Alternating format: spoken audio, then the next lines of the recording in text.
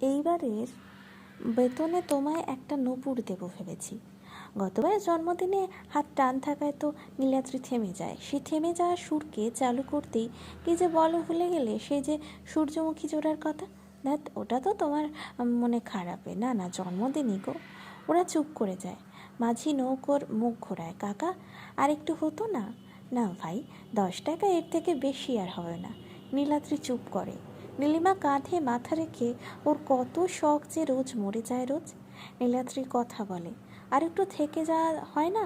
না নীল, এই নদীটুকুই আমার পথ, এরপর চেয়ে শুধুই জলের শব্দ ওঠে। নীলাদ্রি চুপ করে যায়। মাসের কটা দিন বাকি হিসেব করে তারপর ঘা ঠেলে নেমে যায় একা।